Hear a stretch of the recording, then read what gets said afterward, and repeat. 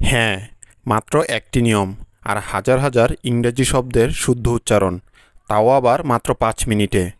আপনি জানেন কি কিভাবে স্ক্রিনে শো করা শব্দগুলোকে সঠিকভাবে উচ্চারণ করতে হয়? শব্দগুলো আমাদের সবারই জানা এবং খুবই সহজ, যা আমরা প্রতিদিনই ব্যবহার করে থাকি। কিন্তু আসলেই কি আমরা শব্দগুলোকে সঠিকভাবে উচ্চারণ করছি? হ্যাঁ, শব্দগুলো আমরা প্রায় সবাই এতদিন ধরে ভুল উচ্চারণ করে আসছি। তাহলে আর দেরি না করে চলুন শিখে নেওয়া যাক এমন একটি মাত্র নিয়ম, যা আপনার ইংরেজির ভবিষ্যৎকে পাল্টে দিবে চিরদিনের জন্য। হাজার হাজার ইংরেজি বানান এবং তাদের উচ্চারণ ঠিক করে দিবে এই নিয়মটি। আর নিয়মটি হলো এই সাউন্ড উচ্চারণ করার নিয়ম, যা শুনতে ঠিক বাংলা এই এর মতো শোনায়। নিয়মটি ব্যবহার করার জন্য কয়েকটি কন্ডিশন বা শর্ত রয়েছে, অর্থাৎ কোথায় এবং কখন নিয়মটি ব্যবহার করতে হবে তা জানতে হবে। ফার্স্ট কন্ডিশন: যদি কোনো শব্দের শেষে এ এবং ওয়াই এই অক্ষর দুটি পাশাপাশি থাকে, তাহলে তাদেরকে এই এর মতো উচ্চারণ করতে হবে। কিছু উদাহরণ দেখে নিলে বিষয়টি ভালোভাবে ক্লিয়ার হয়ে যাবে। যেমন সেই, ওয়েই, ডেই, ভেই, লেই, প্লেই, ওকেই, প্রেই, display, away, essay, today, delay, stay, pay, x-ray, etc.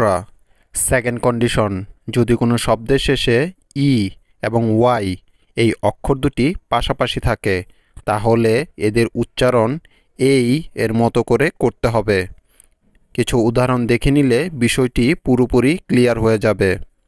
যেমন দেই, ভ্যালেই, অওয়েই, কনভেই, প্রেই, হেই, এটসেট্রা।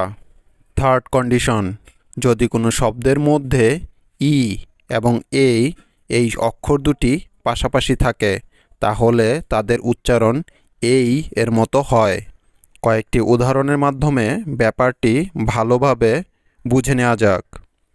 যেমন great, create, creative, creativity, recreation. তবে এখানে বলে রাখা ভালো যে এই নিয়ম এর ব্যবহার খুবই রেয়ার। ফোর্থ কন্ডিশন, যা মনে রাখার জন্য মজা করে কেক বলতে পারেন।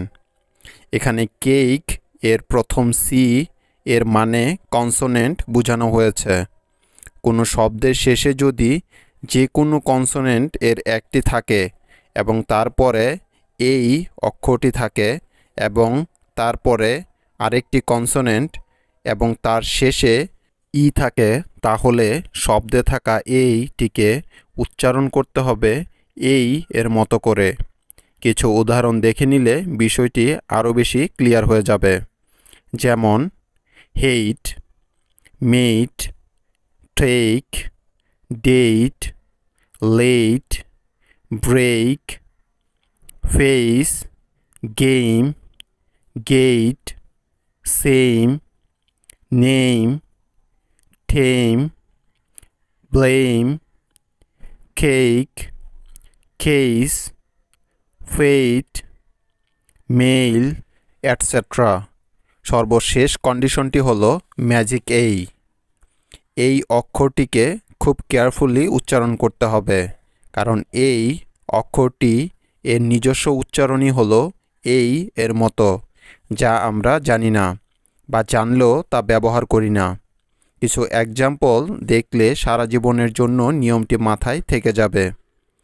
যেমন able, table, ancient, change, range, age, paper, patient, nature, education, information, nation, etcetera.